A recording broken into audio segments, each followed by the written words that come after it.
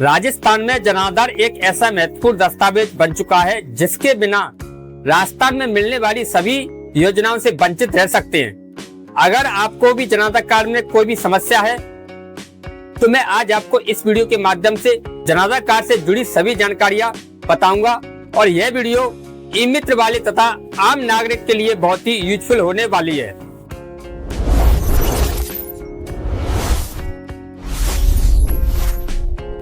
तो नमस्कार साथियों, स्वागत है आपका पवन डिजिटल इंडिया पर। मेरा नाम नरेश तोड़ावत है। मैं लगभग 10 सालों से ई मित्र एंड ऑनलाइन सेवा दे रहा हूं। तो आज मैं आपको प्रैक्टिकल तौर पर जनाधार से संबंधित सभी जानकारियां बताने वाला हूं। इसके लिए मैं आपको एक ई मित्र के माध्यम से जनाधार पोर्टल पर ले चलता हूं।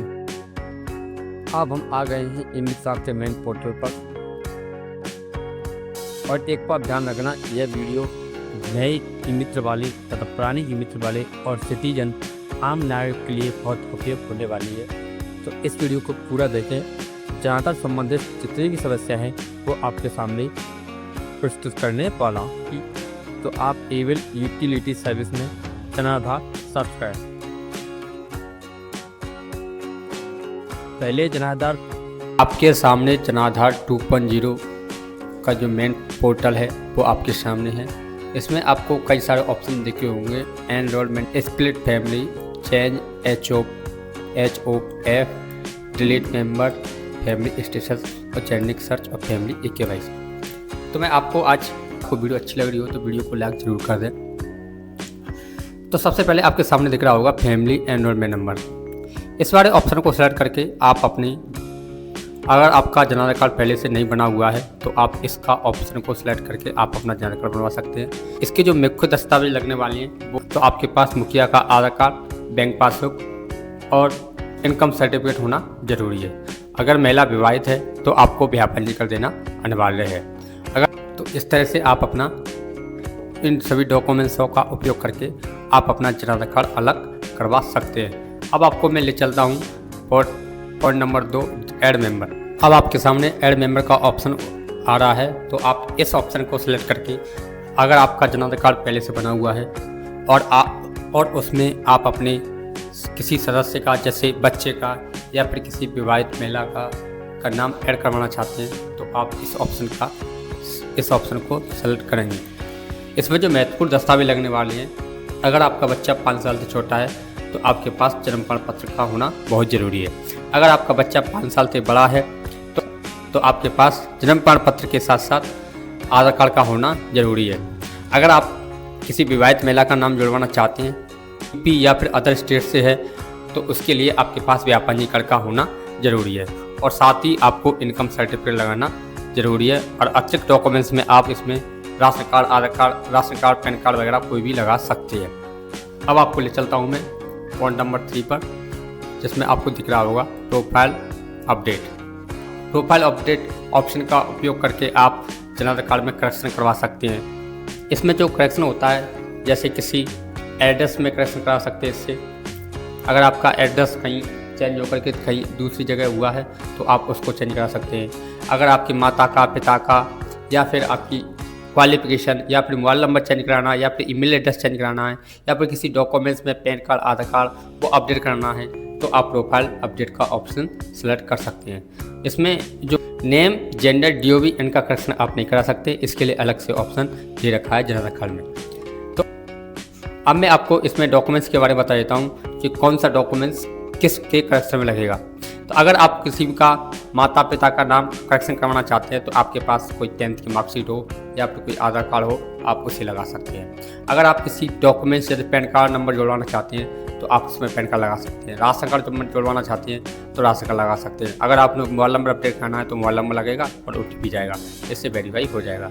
और करेक्शन और एड्रेस अपडेट करने के लिए आपके पास आधार कार्ड, ब्याह पंजीकरण, कोई भी डॉक्यूमेंट्स हो वो लगा सकते हैं।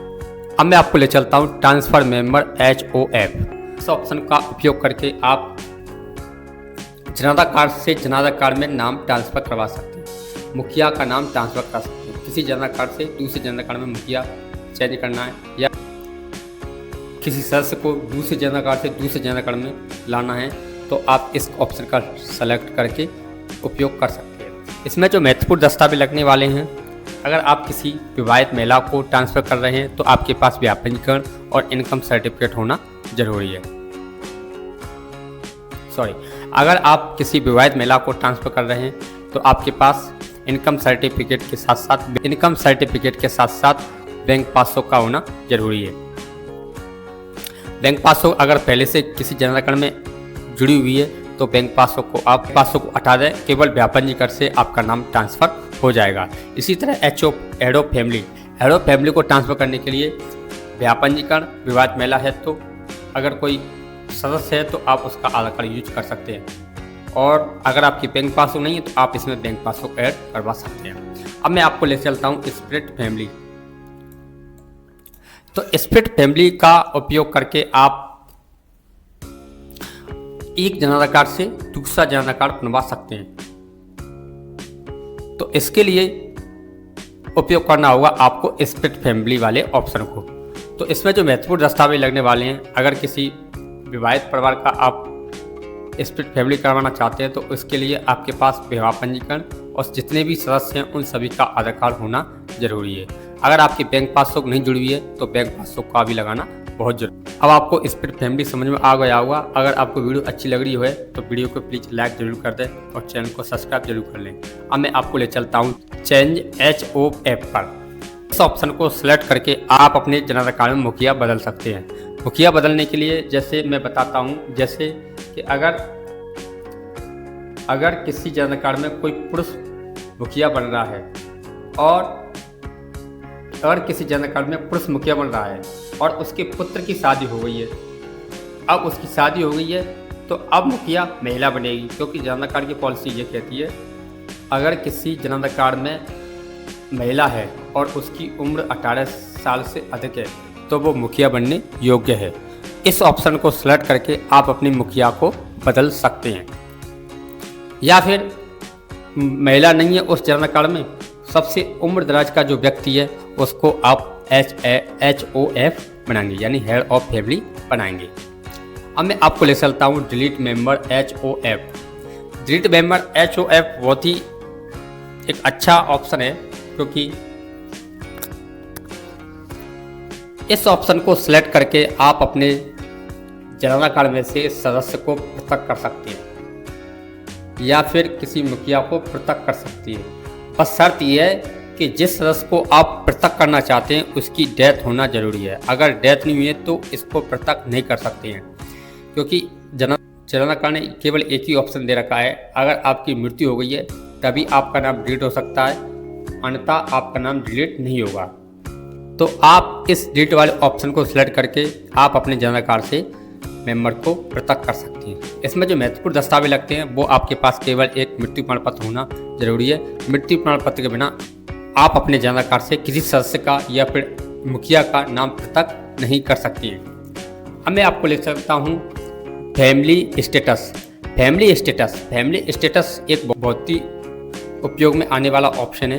के माध्यम से आप अपनी जनधन कार्ड की स्थिति जान सकते हैं कि हमारा जनधन कार्ड कौन सी स्टेज पर चल रहा है। अगर आपने कोई जनधन कार्ड में काम करवाया है, जैसे किसी ने मेंबर ऐड करवाया है या फिर प्रोफाइल अपडेट की है या फिर ट्रांसफ़र फैमिली की है या फिर स्प्लिट फैमिली की है या फिर ट्रांसफ़र मेंबर किया है, तो उसका स्टेटस जानने के लिए कि हमारा जनधन कार्ड जो हमने काम कराया उसका कौन सी वेरिफिकेशन पर चल रहा है, कौन सी लेवल पर चल रहा है, तो उस लेवल को चेक करने के लिए आप फैमिली स्टेटस का ऑप्शन का सेलेक्ट कर सकते हैं। और इनके अलावा इसमें आप अपना मोबाइल नंबर जानना चाहते हैं कि हमारे जनधन कार्ड में कौन सा मोबाइल नंबर जुड़ा है, कितने सदस्य जुड़े हुए हैं, इतना फैमिली स्टेटस का उपयोग कर सकते हैं। अब आपके सामने दिख रहा होगा next option generic search. Generic search का मकसद केवल एक ही है, अगर आपका कोई जनधन कार्ड खो गया है और आपके पास उसका ना तो कोई नंबर है ना कोई उसकी फ़ोटोकॉपी है, तो आप उसको कैसे प्राप्त करें। तो इसको प्राप्त करने के लिए आपके सामने एक जेनेरिक सर्च का ऑप्शन आता है। इस ऑप्शन को सिलेक्ट करके आप अपनी जनधन कार्ड का डाटा प्राप्त कर सकते हैं। इसके लिए आपके पास आधार कार्ड नंबर होना चाहिए, मोबाइल नंबर होना चाहिए और सदस्य का नाम होना चाहिए। ऐसे बहुत सारे और ऑप्शन हैं, जैसे हम इसको खोलेंगे तो आपके सामने कई सारे ऑप्शन दिख जाएंगे। उनमें से 2 ऑप्शन सेलेक्ट करके आप अपने जनधन कार्ड के डाटा को प्राप्त कर सकते हैं। अब आपके सामने लास्ट ऑप्शन दिख रहा होगा फैमिली KYC। जैसा कि मैंने पहले बताया था कि प्रोफाइल अपडेट में क्या क्या करना चाहिए, क्या क्या नहीं होगा, क्या क्या हो सकता है, क्या क्या नहीं हो सकता है। तो मैंने आपको बताया था कि जेंडर, नेम और DOB इनको करेक्शन कराने के लिए अलग से ऑप्शन दे रखा है जनरल अकाउंट में। तो वो ऑप्शन फैमिली eKYC का है। तो फैमिली eKYC के माध्यम से आप खुद का नाम, जेंडर और DOB इन चीज़ों को चेंज करा सकते हैं। तो इसके लिए आपके पास आधार कार्ड होना जरूरी है। अगर आधार कार्ड में जो डाटा है वही डाटा आपके जनरल कार्ड में पहुंच जाएगा। नेम, जेंडर और DOB ये सभी आधार कार्ड के डेटा से आती हैं। तो इनमें चेंजिंग कराना पॉसिबल नहीं है, क्योंकि ये सभी डाटा आधार कार्ड से आते हैं। और आधार कार्ड में सही है तो आपके आधार कार्ड में भी सही हो जाएगा। तो इस तरह जनरल कार्ड के जो एनरोलमेंट ऑप्शन है वो सभी मैंने बता दिए। और आपके सामने लास्ट और फाइनल ऑप्शन दिख रहा होगा, वो है कार्ड मैनेजमेंट। तो कार्ड मैनेजमेंट के माध्यम से आप अपना जनरल कार्ड प्राप्त कर सकते हैं और जनरल कार्ड डाउनलोड कर सकते हैं। जैसे जनरल कार्ड डाउनलोड हो जाता है तो आपके सामने एक पासवर्ड मांगता है। और एक बात और इसमें इम्पोर्टेंट है, जैसे ही आपका जनरल कार्ड डाउनलोड हो जाता है तो आपके सामने एक पासवर्ड मांगता है। तो पासवर्ड वो कैसे डालें? अक्सर लोग यहाँ पर गलती करते हैं कि इसमें पासवर्ड क्या डालें। तो पासवर्ड मैं आपको बता देता हूँ कि पासवर्ड डालने के लिए जो आपका नाम है, मुखिया का जो नाम है उसके 4 अक्षर डालने हैं कैपिटल। देन उसके बाद महीना और दिनांक, देन उसके बाद दिनांक और महीना, केवल दिनांक और महीना डालने हैं। जैसे किसी की उम्र है 1/1/2000, किसी की उम्र 1/1/2000 है। तो आपको केवल ये सिलेक्ट करना है, नेम का पहले कैपिटल 4 अक्षर, उसके बाद 0101 डालना है और आपका जनरल कार्ड खुल करके आपके सामने आ जाता है। अगर आपको जनरल कार्ड के बारे में सभी जानकारी समझ में आ गई हो तो प्लीज़ वीडियो को लाइक जरूर कर लें। अगर आपको वीडियो अच्छी लगी हो तो वीडियो को लाइक करें, चैनल को सब्सक्राइब करें तथा आने वाली वीडियो देखने के लिए बेल आइकन दबाना ना भूलें।